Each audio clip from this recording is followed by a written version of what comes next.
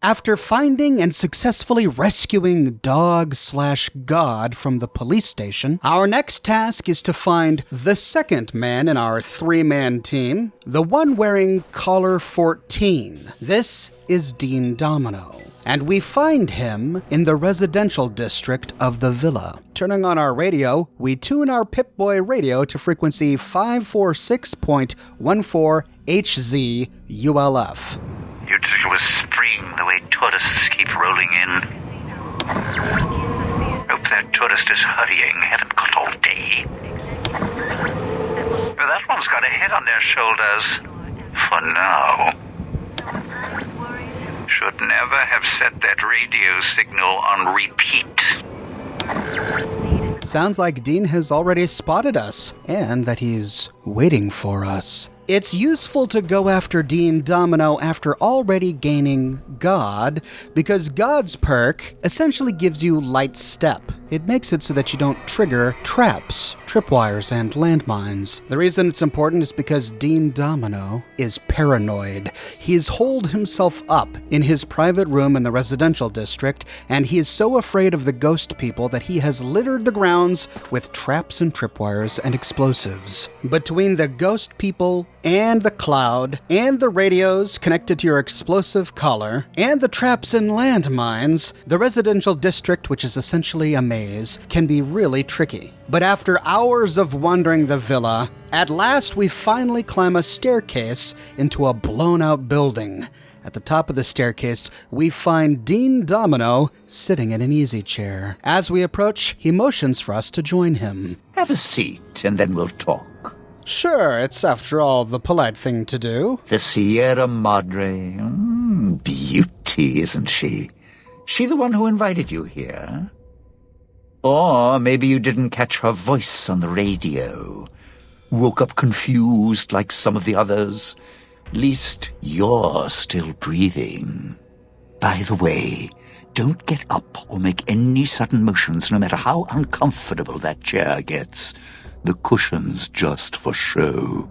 And now we have two options. We can ask him to explain himself. Might be a bit rude, but that chair you're sitting in, it's got a shaped charge in the seat cushion. Or we can pass an explosives check to mention that we already know that the seat is booby-trapped.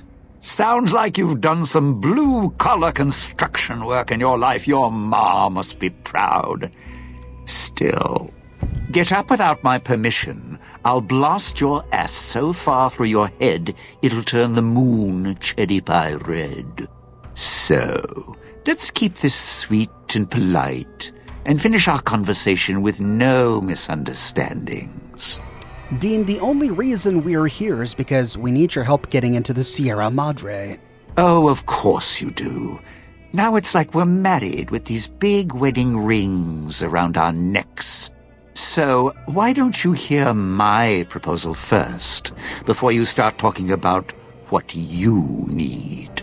All right, Dean. I'll save my questions for the end. Please, go on. And that's what I've missed, a rapt audience.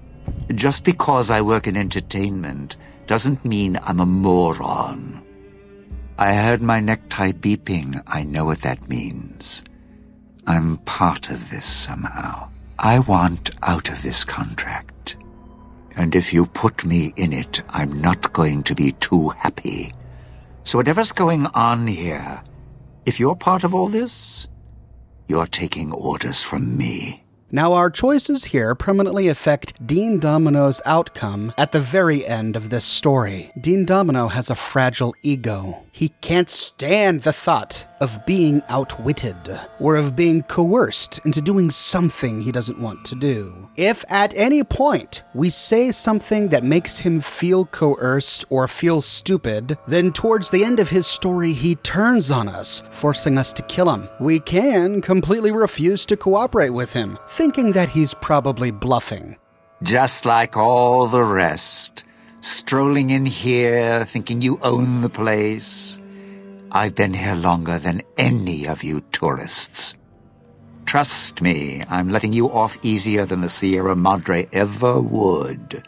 Nobody's going to miss you. Whoever you are, you're old news.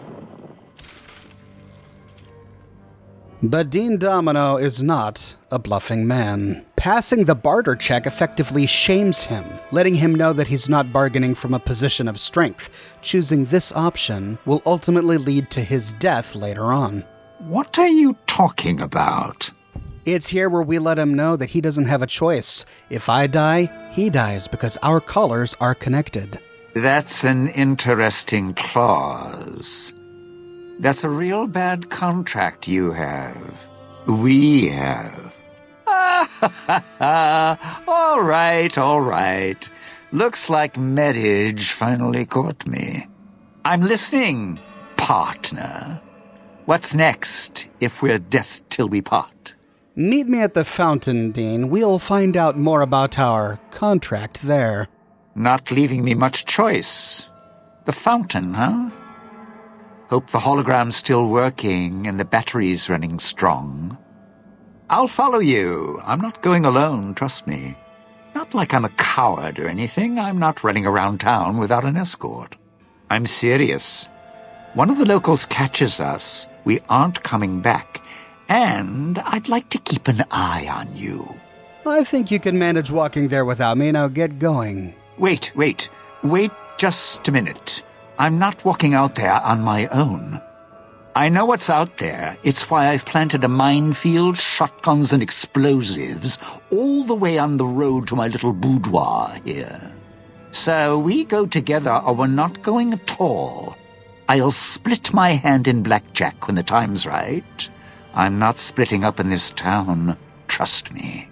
Well, if I can get here, others can get here, and they'll be here soon. The fountain is actually the safest place. That's a good point. All right, let me grab some smokes and I'll meet you at the fountain. You see, this leads to his betrayal later on because he feels coerced. He has no choice. Once he realizes that his explosive slave collar is linked to mine, he has to do what I say. If he kills me, he dies as well. He resents being coerced. This leaves us with only one option to save Dean Domino's life. Back at the barter check, we instead choose that we'll cooperate with Dean Domino, making him think, for the moment, that he is in control. Good, then we're in business.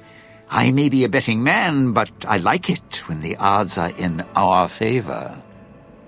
If you're here with who I think, then I'd rather have you on my side than his. An ace in the hole. You want to live, I want what's in the Madre. Real simple. I'm all in, Dean. All right, partner. Notice how he says the word partner differently. Earlier he said partner, dripping with disdain. Partner. This time he says partner with a sense of hope. Partner. We have now successfully recruited Dean Domino. With Dean Domino as our companion, we get the Unclean Living perk. This perk allows us a grace period when walking through the cloud before we start to take damage. And it reduces the amount of damage that we take from the cloud by 25%. This is one of the best companion perks, and it comes in very handy. Here we are walking towards the cloud. I can help you in the cloud. Not for long, though. And as you can see, I'm walking around in it without taking damage. It's only now, there, that I start taking damage, giving me plenty of time to rush on out. Back at the fountain in the middle of the villa, God makes a point to run on over and have a conversation with our good Dean Domino. Touched by radiation, and you choose to spend your time here. You could have just left, but you're too obsessed to let go. I used to know a ventriloquist with more skill than you. At least he had the sense to know his own name without carving it into his chest. Mirrors tell me my name when needed, and I have a name for you. Several. Thief, coward, showman. Radiation couldn't kill the truth, could it? The truth, buddy, is this. You and me were now family as long as we got these bow ties on. So watch your mouth, you don't scare me. It's clear that the two dislike each other. God dislikes Dean because Dean could have left at any moment. The cloud doesn't harm him, the radiation doesn't harm him, and yet he chose to stay out of greed because he wants what's inside the vault. The conversation goes completely differently if God is dog. Where the hell did you get this one? Dog? What, so you don't forget your name? I don't remember you. Who are you? A little slow, huh? Dean. Dean So Domino. hungry. I live here. You look like food, smell like food. Dog. Hungry. All right, pal, you stay in your corner, I'll stay in mine. Do not leave me alone with this thing. Now that Dean is our companion, we can interview him to get a wealth of information about the villa and the casino. After all, Dean has been here longer than anyone else. He knows a great deal. Dean, have any other people shown up here in search of the Sierra Madre? Tourists, you bet. They don't stay long, and they don't stay alive long. If they survive the cloud, the ghost people, the traps, then greed takes over, and they start sizing each other up for funeral suits. So he calls all other visitors tourists, which is why he referred to us as a tourist. So these tourists killed each other? Sure. First they figure they can get out, escape. Then they start thinking it over, start thinking about how they can have it all. They start weighing the odds, taking risks, and then taking each other out. Bomb collars or not. Although, it's odd. The bomb collars weren't linked before like they are now. Guess someone learned what the problem was. Are all of them dead? Dead. Either got killed by one of the villa's attractions, locals, or the beautiful weather. Can tell you right now, they didn't stick close to each other, and when they did, they let down their guard at the wrong moment. Some left signposts to others trying to help them out. Just led to them getting killed by someone a little more greedy than they were. Do you have any advice on how we're going to get through this? Well, considering my life's on the line too, yeah. A few things. First off, keep everyone together. Keep checking behind you. Make sure your partners are following. Don't let them wander. Also, don't go running crazy everywhere. Almost every inch of this town is lethal, so if you're not sure, take it real slow. And speaking of slow, don't go shouting or attracting attention. Go quiet. The ghost people find you, it's over. Tell me more about the ghost people. Are they actually alive? Alive's a tricky word. The locals, the ghost people, not sure it applies to them. They're a little uncivilized. They don't talk much. As in, at all. Have you tried to deal with them? Tried talking to them, bribing them, leaving food. Nothing. In the years since, they haven't changed their approach, but I sure have. They catch you, they drag you into the cloud, and you're not coming back out. After that, having your necktie go off would be mercy. My advice? Stay out of their way. They don't die easy. Exactly how tough are they? You shoot them, they get back up. You stab them, they get back up. That's why I have explosives all over this place. Unless you blow them up, chop them up, disintegrate them, the ghost people don't go down. Not enough bullets in the town to spend on them. So unless you're a real good shot, save one for yourself right before they catch you. Here, if our guns skill is high enough, we can pass a guns check to convince him that we're a good enough shot to take on these ghost people. Well, you seem like you know how to handle yourself. All right. Once I fired a lucky shot, hit a gas tank one was holding, blew his arm off at the shoulder, and he didn't get back up after that. So if you're that good, don't aim for the head, aim for their bombs. And if you can wait until his buddies are close by, even better. This advice is actually really bad. Not all of the ghost people carry explosive tanks on them, and by the time you find one who does, it's likely already in the air, headed your way. Instead, I've found that by specifically targeting the head, you can simultaneously knock the ghost person unconscious and dismember it, because after all, if you explode the head, it's not getting back up. I managed to cut my way through the villa by taking as many headshots in VATS as possible. So Dean gives us really bad advice here. But Dean, where did all of these ghost people come from? Friend, there's more mysteries in heaven and earth. Wait, no. There is more between heaven and earth. Oh, forget it. I'd sooner ask what makes me an undying son of a bitch than spend any thought as to why they crawl to life here. I'm counting myself lucky I still have my faculties. They sure don't. Then again, they may not have had the focus I do. We actually find out by reading many of the terminal entries here in the villa where exactly the ghost people came from, but I'll be covering that in a future video. But Dean, you mentioned something about how you have exemplary focus. What did you mean by that? Always had the Sierra Madre to keep my mind occupied. Most folks, they don't have the same drive, the same need. Not worth my time. Pretty much ghost people before the bomb, now ghost people after. Is there anything else about the ghost people I should bear in mind? Whatever we do, don't rile them up. Normally there's only a few, maybe a pack. There's more out there, a lot more. If they find out someone's trespassing, it'd be shaking a hornet's nest. Don't want to think how many of them could fill these streets. We can then ask him about his stashes. While we've been exploring the villa, we've come upon suitcases with a white handprint above them. These are Dean's stashes that he previously hid all over the villa. Why did you do it, Dean? Why? Survival. I still needed to leave the residential area to scrounge up supplies, and I don't like taking chances. The villa's dangerous, so I left weapons and stims in case I got in a tight spot. And of course you show up putting your mitts on everything.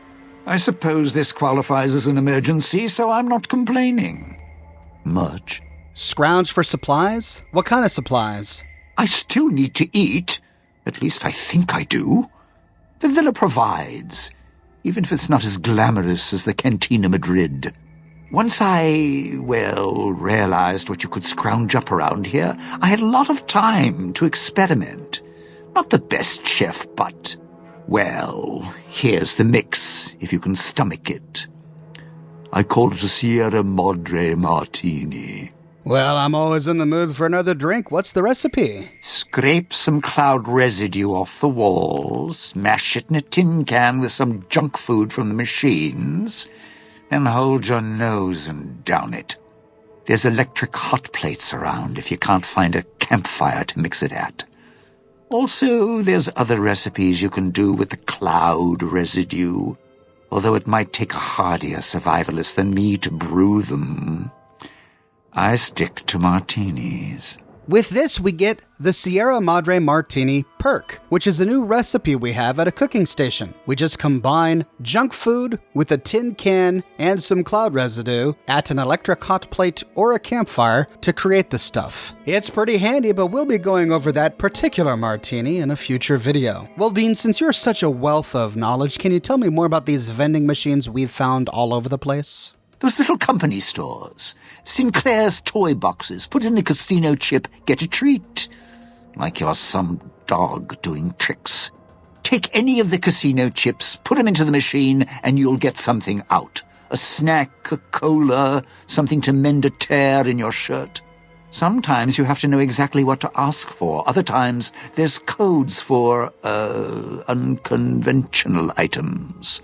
For emergencies.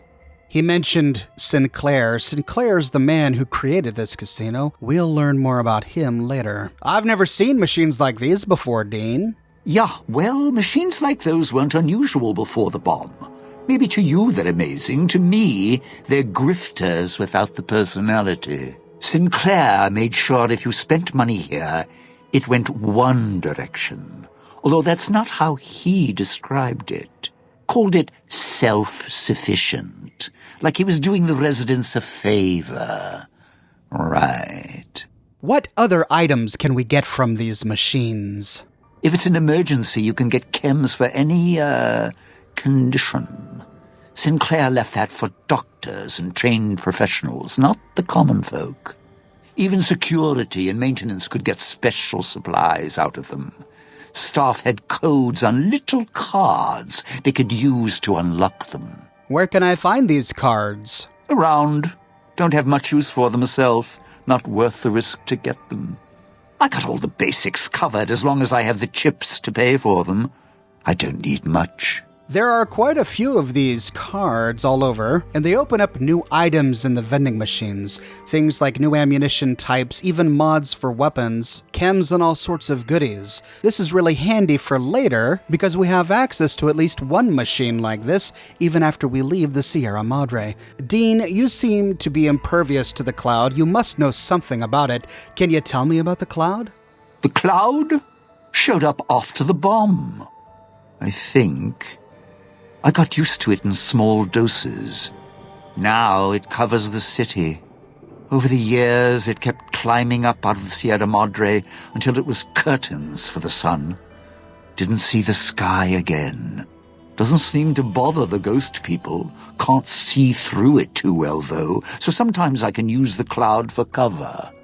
If I get desperate. You've been here for a long time. Is there anything you can tell me about the villa and the town? Residential area, clinic, police station. Should keep away from the police station. It's a ghost people hangout. Salida del Sol, Puesta del Sol are East Town, West Town. Sunrise and sunset. Or were when the streets and sky weren't covered with toxic gas. Ghost people don't come into the villa much. West Town and East Town, though, they're thick with the cloud and ghost people, like hunting grounds. Additionally, Dean Domino has a unique costume. He's one of the few companions whose inventory you can open, and you can loot his default costume. On him, we find Dean's tuxedo, which is not a good armor, but it does grant us +5 to speech. It looks like the tuxedo we see on Dean for male couriers, but when female couriers wear it, it looks completely different. Finally, we need to find the third member of our party, Caller 12. Caller 12 belongs to Christine. Tuning our Pip-Boy radio to frequency 372.12 HZULF, this is what we hear.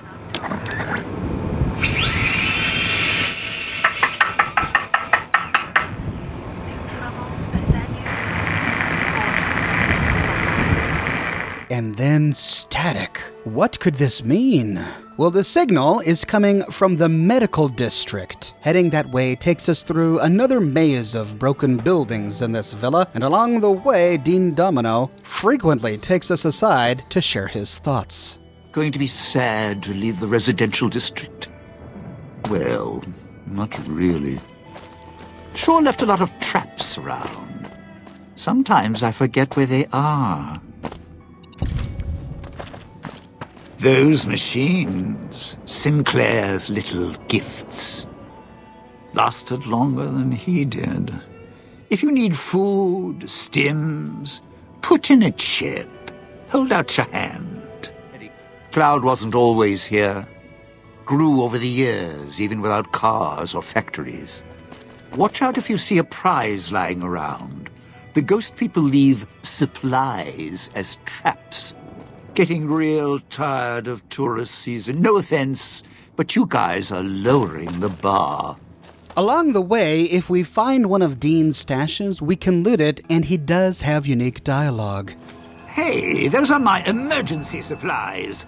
I mean, I know we're in a bad spot here. Just, leave me something, all right? He grumbles a bit, but he recognizes that we're in quite a predicament, and so there are no repercussions for looting them. At last, we finally reach the clinic. Watch for hologram security. Not as nice as the lady at the fountain, trust me. And as we step forward, Elijah's voice reaches out to us from our Pip-Boy. Picking up an emitter signature. Watch for security holograms. Dangerous. Don't shoot them. Attacking them is useless. So we haven't encountered any of the dangerous holograms up until this point. We'll have to be extra vigilant. In the corner, we find another one of Dean's secret stashes. Never should have left those stupid handprints. Dead giveaway. From this terminal, we can read a bit of lore, which I'll cover in a future video, but from here we can also discover where the holograms are currently patrolling in the clinic.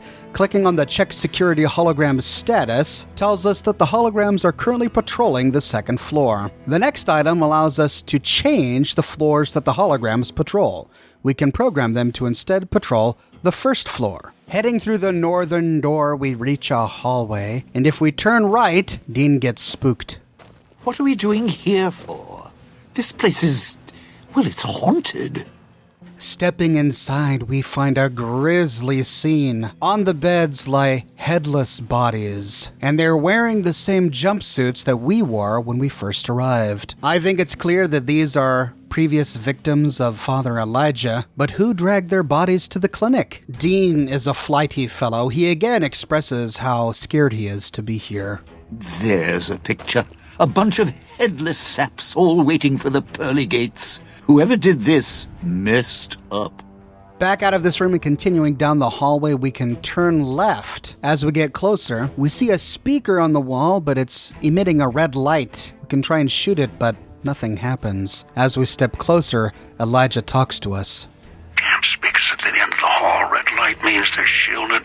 Must be a way to shut them off somewhere else. So we need to find a way to deactivate the red speaker. Inside the rooms, we find pods. These appear to be functioning auto ducts, like the one we found in Vault 34. But these work. We can use them to restore our limbs. Dean again complains about his predicament. What, you need surgery done? Let's get out of here. Those speakers on the wall are making my nerves do a dance. Well, we can't get any farther with this shielded speaker. So heading back towards the entrance, we can instead go up the staircase to the second floor. And we remember from the terminal that the security holograms are patrolling here. Sure enough, as we climb the stairs, we see one on patrol. But these security holograms are tied to the hologram emitter. If we find the emitter, we can deactivate the hologram. In this case, the emitter was easy to find. We found it hanging on a wall, and we can take it out with our holo rifle. Turning left at the top of the stairs, we find another terminal. This terminal is also connected to the holograms, and we can use it to change the floor that the holograms patrol. Switching them to the first floor means we should be able to explore this second floor without getting caught. Nearby is a door that leads us back outside, but we don't want to go there yet. Turning around, we can explore these office rooms, and it's in these rooms that we find a lot of wonderful stuff that we'll be going over later, including vending machine codes and a whole lot of interesting lore. In one of the desks, we find the clinic basement key. I think this tells us where we need to go next. Heading back down to the first floor, we can bypass the hallway protected by the shielded speaker and go down a staircase to the basement. In the basement, we find a terminal that we can use to turn off the main clinic power. This effectively shuts down the shielded speakers so that when we go back up, we can explore the hallway without blowing off our heads. Going through each of these rooms, we find an auto dock in almost all of them, until at the very end, we reach the final room and find a malfunctioning auto dock. When we interact with it, the door slides open.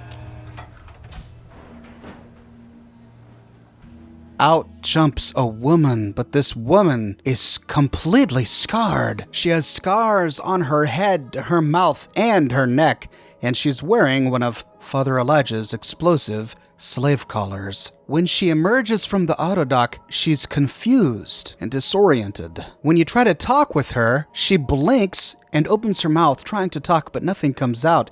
She then reaches up and touches her throat, then traces the scar along her neck, and her eyes go wide. She's discovering for the first time that someone has cut out her vocal cords. She can't speak because her vocal cords are gone. At first, she gets angry and scared. She thinks that maybe you were responsible for this. We then have to go through a number of dialogue options to convince her that we didn't do this to her. We do so by pointing to our own explosive slave collar and saying, look, we're in this together. We're connected by the neck. If you try to take off your collar, mine will go off. Someone else has done this to us. Now we can ask her to come with us because we need her help, but she'll refuse. Going through some of the dialogue options, we learned that it's because she came here looking for something or for someone else. She doesn't elaborate just yet, but she has a task. She's busy. She doesn't have time for us. Now we can either force her to come with us by threatening to put her back into the auto dock, or we can reason with her, telling her that we need to work together if we want to live. Either way, once we convince her to accompany us, she joins us as a companion, and we get the signal interference perk, which gives us a little more time when near a radio before our collar starts beeping, and increases the time between when the collar starts beeping and when our head explodes by 50%. Now that Christine is our companion, we can talk with her to find out more about her personal story. But when I say talk with her, I mean that loosely, for after all, she has no vocal cords. Instead, as we exhaust her dialogue options, she pantomimes her responses, motioning with her hands and mimicking words with her mouth. What's really interesting about this conversation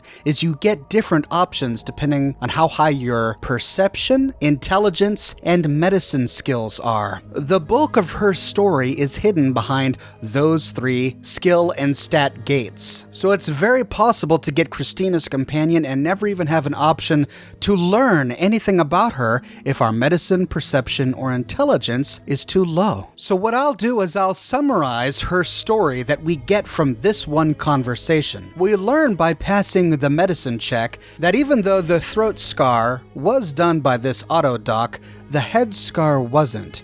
She got that wound somewhere else. We also learned that whoever did the surgery on her head didn't shave her bald. She shaved herself bald. When we ask her why she shaved her own head, she mimics the Brotherhood of Steel symbol with her hands. So we never really learn why she shaved her head, but we do learn that she's a member of the Brotherhood of Steel. Specifically, she was a scribe. The Brotherhood of Steel sent her here looking for someone. It wasn't a robot, it wasn't a woman, it was a man. Specifically, an angry, bearded man. She points at our Pip-Boy to tell us that the man she came for was none other than Father Elijah. She came for Father Elijah, a bearded, angry man who was someone smart, but also someone who was nuts. She's hunting for Father Elijah because she was sent by the Circle of Steel, which is a faction within the Brotherhood of Steel who marked Father Elijah for execution after his failure at Helios 1. It's likely then that she shaved her own head because she's supposed to be a stealthy assassin. Maybe by shaving her own head, she moves more quietly. Or maybe this was a ritual, something that all assassins within the Circle of Steel do. But her reason for coming to the Sierra Madre is twofold. She was ordered to come here by the Circle of Steel, but she also came here for personal reasons. She's coming after Father Elijah because he cut her off from someone. As we question her more about this, she begins to wear a pained expression. We ask her if it was family or a husband. No, it wasn't family, and she aggressively denies that it was a husband. We ask if it was a boyfriend, and she shakes her head no. We then say, well, maybe it was a wife? She says no, but she kind of rolls her head to the side as if we're almost there, telling us that it was a girlfriend. We ask if it was unrequited love, but no, it was not. And she was more than just her girlfriend. She was her lover. She seems surprised that we're able to divine her deepest emotions, that we're able to read this just from her face. But Christine, do you think that I'm incapable of love? Do you think I do not know what it's like? She nods understanding and then looks upon us in a different light. And it's here that I finally got an answer to a question that's been nagging at my mind for the longest time. When we met Veronica, she told us that she was once in love with a woman that she loved desperately and dearly. But their relationship was torn apart, not because they fell out, but because the Brotherhood of Steel believes that every romantic relationship needs to be one that can produce offspring. They believe this because they only allow people who are born into the Brotherhood of Steel to become members, so every relationship needs to have the ability to produce new members. We were pretty young, but I like to think it was love. She left the Brotherhood, wanted to put some distance between herself and her parents. Since our membership isn't open to outsiders, some members think that obligates all of us to procreate. You can guess which camp her parents belong to. Couldn't bring myself to leave everyone else behind. Couldn't convince her to stay either. I'd hoped love would be enough to influence her decision, but it wasn't. We were both too stubborn. I don't know where she is now, but I'm sure she's moved on. I still think about her, though. Once in a while. Veronica tells us that the elders pushed them apart, but also that her lover's parents disapproved of their relationship. Veronica chose to stay with the Brotherhood, and her lover chose to leave. Now, who could her lover have been? Christine doesn't tell us here that her lover's name was Veronica. It's possible it could have been someone else, but here we find a woman who's a member of the Brotherhood of Steel, who's part of a splinter faction called the Circle of Steel, far removed from the chapter in the Mojave Wasteland, and yet intimately aware of the evils Father Elijah did at Helios 1, who was sent here to kill Father Elijah, and also blames Father Elijah for breaking up her relationship. Father Elijah was only the elder of the Mojave chapter, which means that Christine, at one point, had to have been a member of the Mojave chapter Brotherhood of Steel if her romantic relationship was disrupted by Father Elijah. I think the evidence is clear. Christine was Veronica's lover. She describes Veronica as more than just a girlfriend. She describes Veronica with passion. They were lovers, and that relationship meant so much to her that when Father Elijah shattered it, she came here to the Sierra Madre to get revenge. We don't have the option to question her about her parents. Veronica's the one that told us about Christine's parents' involvement in the dissolving of their relationship, but we don't hear anything about that from Christine. We also learn from Christine that whatever surgery produced the scars on her head has permanently handicapped her. We asked her if there was any other way she could communicate with us, maybe by writing down her thoughts, but she tells us that that's impossible because the surgery she got made it so that she could no longer read and write. However, she can still do numbers and calculations. For some reason, the mathematical portion of her mind is still intact, allowing her to wield and use technology, but she can no longer read. She can no longer write. Now, we don't learn much more about this first surgery that she had here in the Dead Money DLC. But as we explore the Big Empty, and once we discover the sink, we learn more about how Christine got these scars on her head, and about the surgery that was performed upon her against her will. We gain one final tidbit from Christine. We can talk with her about escaping, and she lets us know that she doesn't plan to escape. She plans to stay here. Even though somewhere out there in the world she has a lover named Veronica, someone whom we could potentially tell her about, she chooses to stay here. We ask her why. Is it because she's trying to break into the casino? Is she trying to hunt for the treasure herself? Is it because she's just a hunter and she wants to kill all of the ghost people? She says no, it's none of those things. We can pass a perception check to realize that she wants to kill somebody here and then guard this place, protect it. She's worried that even if she is successful and she kills Father Elijah, even after he is dead, that at some time in the future, someone else will find this place and try to use it to hurt others. We can try to persuade her to not waste her life at the Sierra Madre by saying that you can't protect the world from the world. It's a fruitless activity. It's useless. But her mind is made up. We can't convince her with this line of reasoning, and she ends the conversation. We can also learn a unique perk from Christine. As we talk with her about the Sierra Madre vending machines, she pantomimes that she knows how to make duplicates of the Sierra Madre chips. After exhausting this chain of dialogue, we learn the coin operator perk, which allows us to craft Sierra Madre chips at workbenches using fission batteries and scrap metal. This is a useful perk for maintaining access to the unique items we can purchase from these machines even after we leave the Sierra Madre. With Christine in our party, we can weave our way out of the clinic and back to the Villa Fountain. Dean Domino likes to poke and prod our companions. When we bring Christine back, Dean picks on her a bit. So, what's your story, beautiful? Don't talk much, do you? All right then, I'll just wallflower it over here.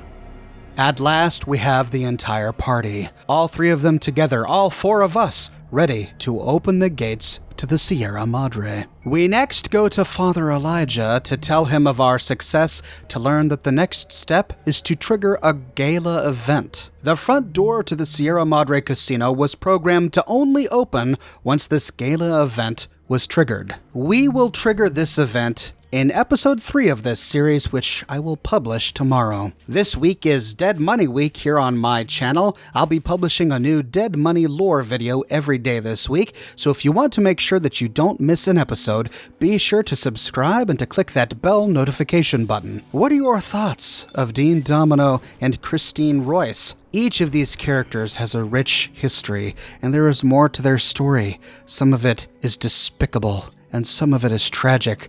We will uncover more of their secrets later on in this series. Let me know your thoughts in the comments section below. I read all of my comments and I use your comments as inspiration for my future videos. I've got a t-shirt shop, folks. That's right. If you would like to check out one of my Oxhorn or Fallout themed shirts, you can find a link to my shop in the description below.